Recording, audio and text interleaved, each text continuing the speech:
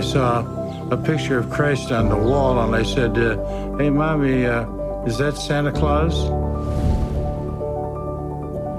You know, tell me why this is true, not what you think is true. Tell me why this is true.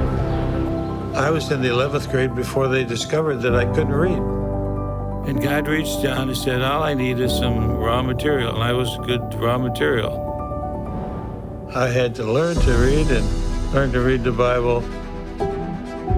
Faith that saves us is not an unreasonable faith. A drunk staggered by.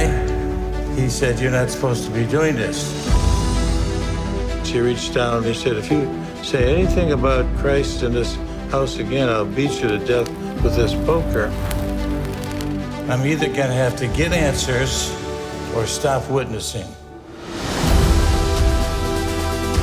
We cannot know ourselves truly unless we know our God truly.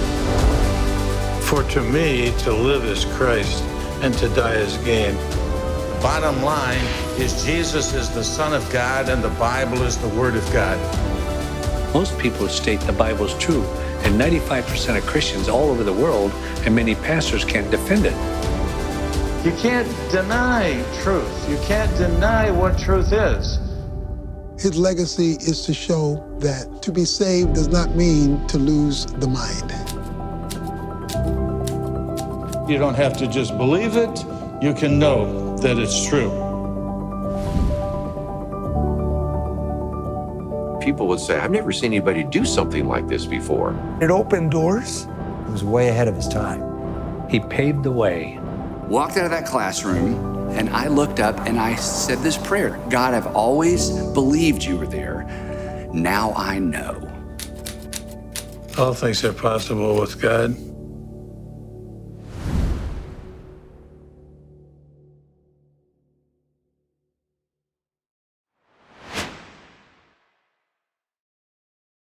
The fact he was practically illiterate and he had to learn all these things in college and then get a master's and a PhD.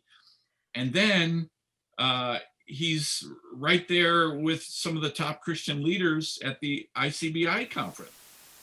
R.C. Sproul, J.I. Packer, Roger Nicole, Norman Geisler, and a whole host of other evangelicals met in Chicago in order to respond to the battle for the Bible that was taking place within evangelicalism. Barely could read, to Norm, you know, at the center of what's going on with evangelical Christianity and battling for the Bible and building that stronger foundation through the ICBI statement. Such a contrast. It's like I forgot just where he came from and how high he got in terms of the impact he had, and so many of these top Christian leaders. There was actually an earlier statement that was put out by Ligonier, and it was called the Ligonier Statement on Biblical Inerrancy.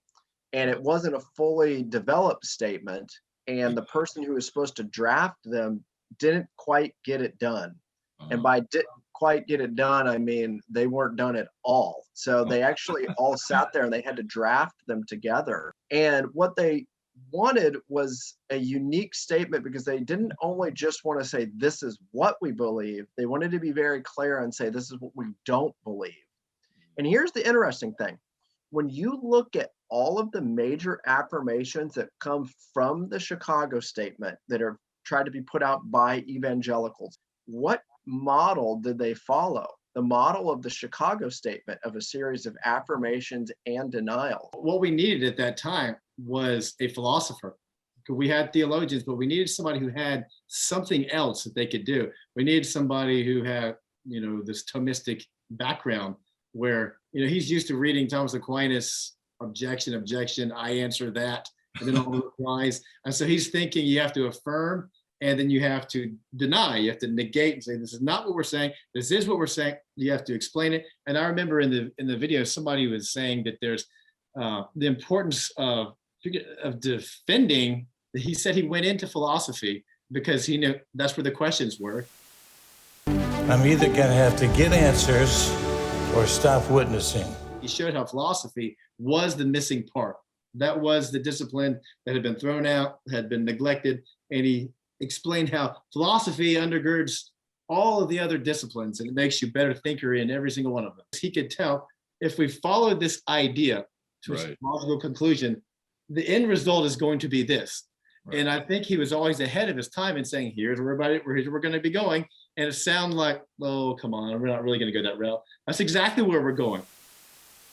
He realized if you let inerrancy slip, then you've let every single doctrine in the scriptures slip intellectually. You know, one of the things that your dad said was, if you can't trust the Bible in trivial matters, then you can't trust the Bible on essential matters either. And I think that really sums it up so well, you know, because today we have a supermarket mentality. We're going to shop for what we like. And you get into dangerous ground when you begin to minimize what, you know, what the Word of God has to say. And my mom even told me that during the ICBI conference, Bill, you probably know this, that they asked him to put a statement together that everyone could kind of look at and then begin to discuss. And what he, in addition, brought to the table on that is he said, we don't only need affirmations and denials, we need corresponding commentaries to go along with it so that we can explain in further detail what we mean by this. Right. Because now we live in a generation where the framers are gone. They can't clarify what they meant by it, but we have their clarifying statements on it, which is very valuable. Hi, I'm David Geisler, and I'd like to invite you to check out our upcoming movie at normgeislerthemovie.com, where you will learn how God can work through you to change history, even if you feel not qualified.